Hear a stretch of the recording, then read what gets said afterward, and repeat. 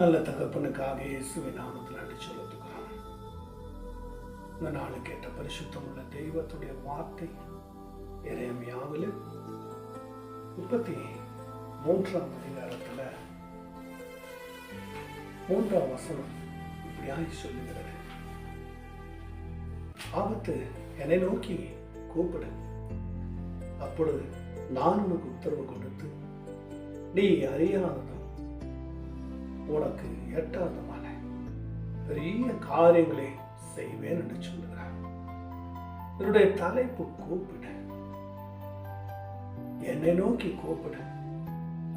தெய்வராகிய பிள்ளைகளே, நன்மை தெய்வ பிள்ளைகளே,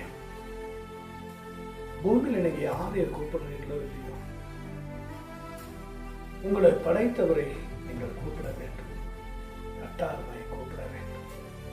இது கூப்பிடக்கூடிய காலம், இது கூப்பிட்டு உங்க வாழ்க்கையை மாற்றக்கூடிய காலம், அவரை நோக்கி கூப்பிட்டு உங்களை பரிசுத்தமாக்கக்கூடிய ஒரு காலமா இருக்கிறது. தெய்வ பிள்ளைகளே, தெய்வ ஜனங்களே, என்னை நோக்கி கூப்பிடு. நீங்க கூப்பிட்டதான் உங்களுக்கு பதில் கிடைக்கும். நீங்க கூப்பிடலாம்.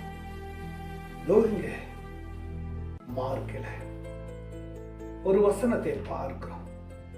மார்க்கு விசேஷத்துல 10ஆம் அதிகாரத்துல 47ஆம் வசனத்தை வாசிக்க போகிறோம்.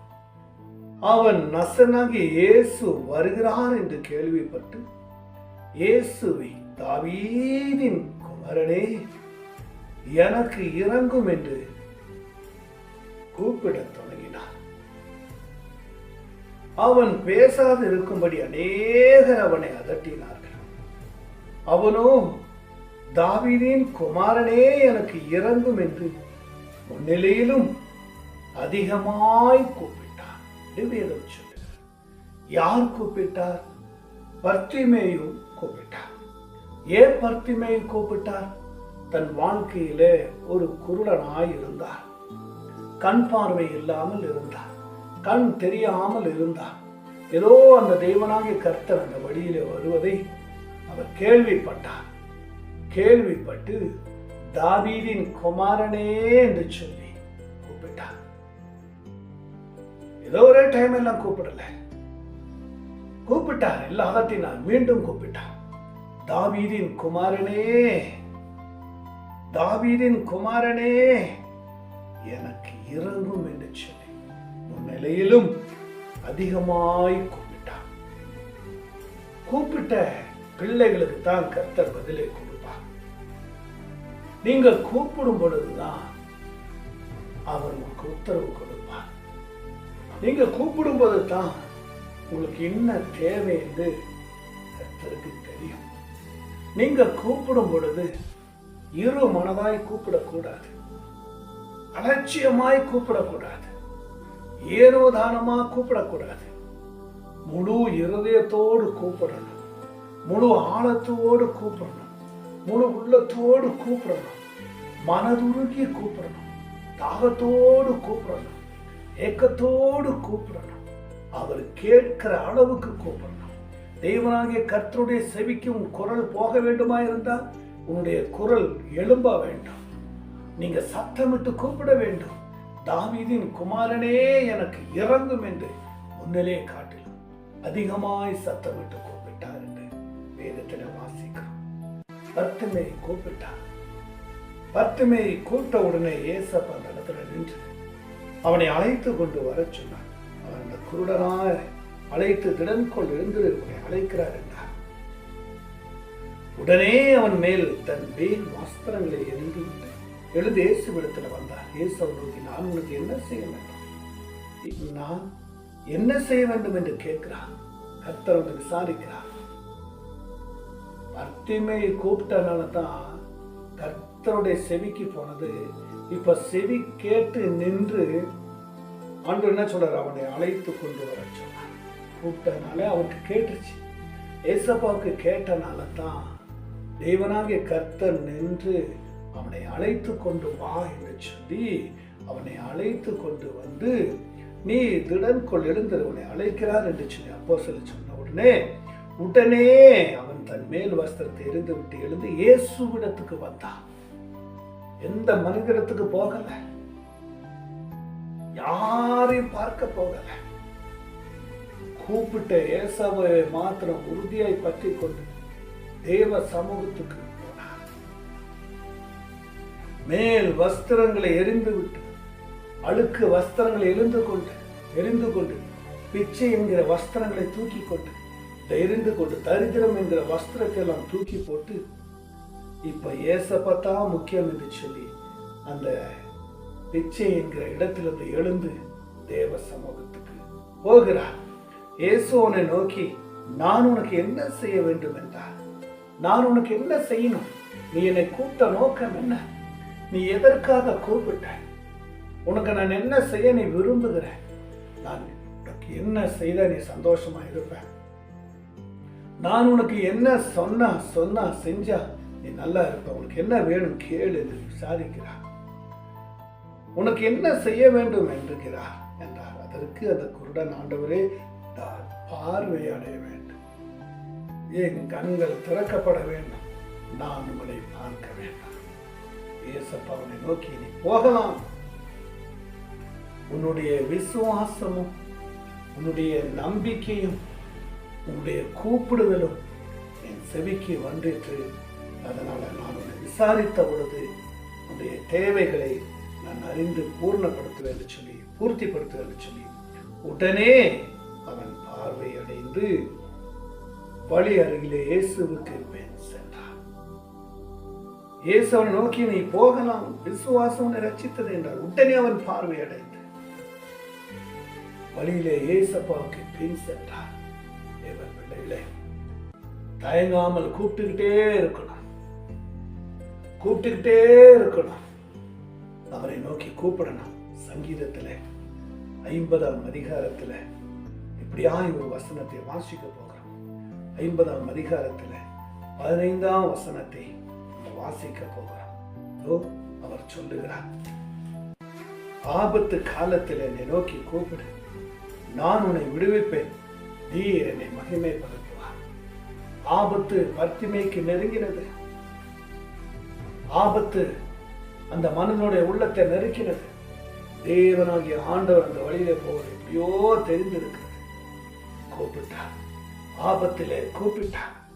ஆபத்திலே கர்த்தரை நோக்கி கூப்பிட்டார். ஆபத்து காலத்தை நோக்கி கூப்பிடு, நான் உன்னை விடுவிப்பேன், நீ என்னை மகிமைப்படுத்துவா என்று சொன்னார். கூப்பிட்ட உடனே பதில் கிடைக்கிறது. கூப்பிட்ட உடனே பதில் கொடுத்தார். கூப்பிட்ட உடனே அவர் தயங்கல. கூப்பிட்ட உடனே செவி மடுக்கல. கூப்பிட்ட உடனே அவர் போகல. யார் என்று நின்று பார்த்து கண்களை திறக்கும்படி செய்தார். ஆபத்து காலத்துல தேவ பிள்ளைகளே, இன்னைக்கு நீங்களும் ஆபத்தில் இருக்கீங்களா? நீங்களும் குருடனா இருக்கீங்களா? உங்களுடைய வாழ்க்கையும் குருட்டா இருக்கிறதா? நீங்களும் கண்கள் திறந்தும் குருடனை போல இருக்கிறீங்களா? சாபம் உங்க மேல குருட்டா இருக்கிறதா? வேதனை உங்க மேல குருட்டா இருக்கிறதா? இன்னைக்கு எல்லாவற்றையும் மாற்றி பார்வை அடையும்படி செய்வார். வாழ்க்கையில் ஒரு புதிய பார்வை அடையும்படி கர்த்தர் செய்ய போகிறார். இப்ப பார்த்து கொண்டிருக்கிற இந்த வேலையிலே கர்த்தர் உங்களுக்கு செய்ய போகிறார். தெய்வ பிள்ளைகளே, கர்த்தர் நம்மளை கைவிட மாட்டார். கர்த்தர் ஒரு நிமிஷமும் நம்மளை கைவிட மாட்டார். கூப்பிட்ட உடனே மனமிருக்கிற தேவன். கூப்பிட்ட உடனே மனதிருக்கிறது. அதுதான் சங்கீதம் 119ஆம் அதிகாரத்துல நாம் ஒரு வசனத்தை வாசிக்க போடலாம். பிள்ளைகளே, ஜெபத்தை பாருங்க. கர்த்தர் உங்களை நேசிக்கிறார். 119 முழு இருதயம் 145ஆம் வசனம் சொல்லுது, முழு இருதயத்தோடு கூப்பிட்டேன், கர்த்தரின் ஜெபத்தை கேட்டார், பிரமாணங்களை கை கொள்வேன். ஜெபத்தை கேளு. முழு இருதயத்தோடு கூப்பிட்டார். முழு இருதயத்தோடு கூப்பிட்டார். முழு இருதயத்தோடு கூப்பிட்டார். கூப்பிட்ட உடனே பதிலை கொடுத்தார். கூப்பிட்ட உடனே பதிலை கொடுத்தார். கூப்பிட்ட உடனே பதிலை கொடுத்தார். நான் முழு இருதயத்தோடு கூப்பிட்டேன். முழு இருதயத்தோடு கூப்பிட்டேன். கர்த்தரின் ஜெபத்தை கேள். உம்முடைய பிரமாணங்களை எனக்கு கற்றுத்தாரும் என்று சொல்லுகிறார். தேவ பிள்ளைகளே, என் அன்பு தெய்வ பிள்ளைகளே, கர்த்தர் உங்களை அழைக்கிறார். கர்த்தரை நீங்கள் கூப்பிடும்படி உங்களை அழைக்கிறார். கர்த்தருடைய வார்த்தைக்கு கீழ்ப்படியும்படி உங்களை அழைக்கிறார். நெருக்கத்திலிருந்து கர்த்தரை நோக்கி கூப்பிட்டேன், கர்த்தரனை கேட்டலை விசாலத்தில் வைத்தார் என்று 118 சங்கீதத்தில் அதிகாரம் இப்படியாக அவர் 5ஆம் வசனம் சொல்லுகிறது. 118 சங்கீதத்தில் 5ஆம் வசனம், நெருக்கத்தில் இருந்து கர்த்தரை நோக்கி கூப்பிட்டேன், கர்த்தரனை கேட்டலை விசாலத்தில் வைத்தார். நெருக்கத்தில் கூப்பிட்டேன், நெருக்கத்தில் அவரை நோக்கி கூப்பிட்டேன். என் நெருக்கத்தில் அவர் ஜெபத்தை கேட்டார். நெருக்கம் நெருங்கினது, அவரை கூப்பிட்டேன். யோனா 2ஆம் அதிகாரத்தில் 2ஆம் வசனம், யோனா தேவனை நோக்கி கூப்பிடுகிறார். நான் நெருக்கப்படுகிறேன், இந்த மீனின் வயிற்றிலே பாதாளமாக இருக்கிறது, நாற்றத்தில் இருக்கிறேன், கற்பாசியனை மேற்கொள்ளுகிறது, வேதனை மேற்கொள்ளுகிறது, வெள்ளம் என்னை மேற்கொள்ளுகிறது, வெள்ளம் என்னை மோதி அடிக்கிறது என்று சொல்லி வேதனையோடு கதறுகிறார். வேதனையோடு நெருக்கத்திலிருந்து கூப்பிடுகிறார். நெருக்கம் ஒரு மனுஷனை நெருக்கம் கொல்லும். ஒரு மனுஷனை நெருக்கம் கொல்லும். சங்கீதம் 121 என் நெருக்கத்தில் கர்த்தரை நோக்கி கூப்பிட்டு அவர் எனக்கு செவி கொடுத்தார். நெருக்கத்திலிருந்து நான் அவரை நோக்கி கூப்பிட்டேன், அவர் எனக்கு செவி கொடுத்தார். நெருக்கத்தில் நான் கூப்பிட்டேன், அவர் எனக்கு செவி கொடுத்தார். என் தெய்வ பிள்ளைகளே, வாழ்க்கையில நெருக்கமா இருக்கிறதா? வாழ்க்கையில நிம்மதி இல்லாமல் நெருக்கமா இருக்கிறதா? கூடாரத்தில் நிம்மதி இல்லாமல் நெருக்கத்தில் இருக்கிறீங்களா? கவலைப்படாதீங்க. நெருக்கத்தில் கூப்பிடும்போது தான் பதில் கொடுக்க வல்லவராய் இருக்கிறார். நீங்க நெருக்கத்தில் இருந்து கூப்பிடும்போது தான் பதிலை கொடுக்கிற வல்லவராய் இருக்கிறார். நீங்க நெருக்கத்தில் ஊக்கமா செபிங்க, கர்த்தர் உங்க ஜெபத்துக்கு பதிலை கொடுப்பார். உடனே பதில் கொடுப்பார். உடனே மனம் இறங்கி ஆசீர்வதிப்பார். தேவ பிள்ளைகளே, ஜெபத்தை வசனத்தை பார்க்கிறவங்களுக்கு கர்த்தர் நேசிக்கிறார். இப்பொழுதே உங்களை அர்ப்பணிங்க, கர்த்தர் உங்களை ஆசீர்வதிப்பார். பாருங்க, கேளுங்க, நம்புங்க, ஏற்றுக்கொள்ளுங்க. இரட்சகர் மீட்பருமான இயேசுவின் நாமத்தில் செபிக்கிறோம். ஜெபங்கள் நல்ல தகப்பனே. ஆமென், ஆமென், ஆமென்.